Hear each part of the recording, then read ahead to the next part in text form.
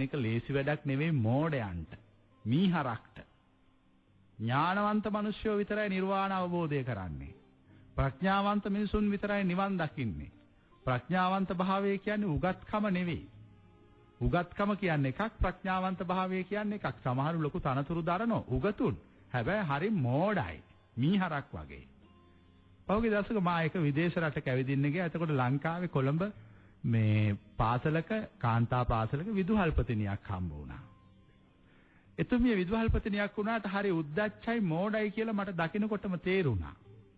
එතුමිය මගෙන් අහුවා මෙන්න මෙහෙම ප්‍රශ්නයක්. ඔබ වහන්සේ රහතෙක් නම් මොකටද ඔබ වහන්සේ මේ රටට ප්ලේන් එකෙන් ආවේ? ඔබ වහන්සේ නැති වුණනේ උඩින් කියලා. මං hina වෙලා එතුමියට කිව්වා අපරාධනේ. ඔලිවර් රයිට්ස්, විල්බර් රයිට්ස් ඉන්ජිම හොයාගන්න නැතුව චතුරාර්ය සත්‍ය හොයලා මිනිසුන්ට උඩින් එන හැටි කියලා දුන්නා නම් ලෝකේ ඉන්න ඔක්කොටම රටවල් වලට කොහොම යන්න තිබුණාද? නොමිලම යන්න තිබුණා. මම කල්පනා කළේ ජාතිය වඳපීදිච්ච තරම්. විදුහල්පතිනියක් ධර්මයේ පිළිබඳ දන්නේ මෙච්චර නම් බෞද්ධ පාසලක. අනික් අය ගැන කවර කතාවද? ඒකයි මා කියන්නේ හැමතිස්සෙම උගත්කම අන්දයි කියලා. උගත්කම කියලා කියන්නේ පොතේ තියෙන එක. පොතේ තියෙන එකට සීමාවක් තියෙනවා. ඒ පොතේ තියෙන සීමාවෙන් කතා කරන්න ගියාම හැමදාම පටලැවෙනවා.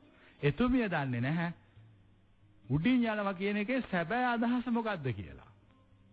අනික ඉතින් ওই විදිහට උඩින් යන්න පටන් ගත්තොත් රේඩාර් පද්ධතිය ඔක්කොම නවත්තන්න සිද්ධ වෙනවානේ.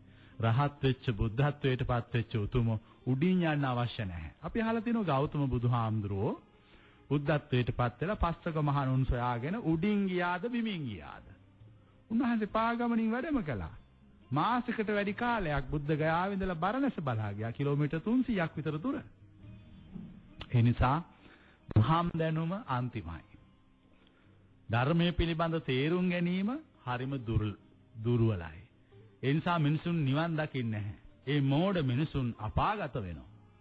මම කියන්නේ මේ අපාගත වෙන මිනිස්සු පැත්තට වැටෙන්න එපා. නිදහසේ කල්පනා කරන්න. නිදහසේ හිතන්න. මිනිස්සු හිතන් ඉන්නේ රහතෙක් සත්‍ය අවබෝධ කළ උතුමෙක් අර සුපර්මෑන් වගේ මැජික් කාරයෙක් කියලා. ඒවා මැජික්. ලෝකෙ හිටිය සුප්‍රසිද්ධ මැජික් කාරයෙක් තමයි ඩේවිඩ් කොපර්ෆීල්ඩ්. ඩේවිඩ් කොපර්ෆීල්ඩ් එක මැජික් පෙන්නුවා. ඇස්බැඳුම් පෙන්නුවා. ඒ ඇස්බැඳුම් කොච්චර සාර්ථකද කියනවනම් ඩේවිඩ් කොපර්ෆීල්ඩ් චීන මහා ප්‍රාකාරයේ විනිවිද ගිහිල්ලා පෙන්නුවා. ඒ ඔක්කොම මැජික්. මැජික් මිසක් ඇත්ත නෙවෙයි. මම මැජික් කාරයෙක් නෙවෙයි. මම විද්‍යාකාරයෙකුත් නෙවෙයි. මම මිනිසුන්ගේ සසර දුක නිවා සුවපත් කරන රහතෙක්. මිනිසුන්ට සත්‍ය අවබෝධය කරන්න මාවත පෙන්눔 කරන කෙනෙක්. මිනිසුන්ගේ මාන්නක්කාරකම, උද්දච්චකම්, ලොකුකම් මේ සියල්ල විනාශ කරන්නෙක්. මිනිසුන්ගේ ඇස් පාදන්නෙක්. කන් වල කන් කලාඳුරු ගලවන්නෙක්. ඒ නිසා මම මැජික් කාරයෙක් නෙවෙයි. සූත්‍රයක් තියෙනවා සුසීම සූත්‍රය කියලා. සුසීම කියන භික්ෂුව දවසක් බුදුහාමුදුර ළඟට ගිහිල්ලා අහනවා ඔබ වහන්සේ ළඟ ඉන්න ශ්‍රාවකයෝ රහතුන් කියනෝ හැබැයි අපි දැකලා නැහැ කවුරුවත් උඩින් යනවා උඩින් යන්නේ නැති රහතුන් ඉන්නවද හාමුදුරුවනේ කියලා. ඒතර බුදුහාමුදුරුවෝ කියනෝ සුසීම රහත් වෙච්ච ඇත්තන්ට උඩින් යන්න ඕනේ කියලා එකක් නැහැ. ඒක අපි හදාගත්ත පරම්පරා කතාවක්.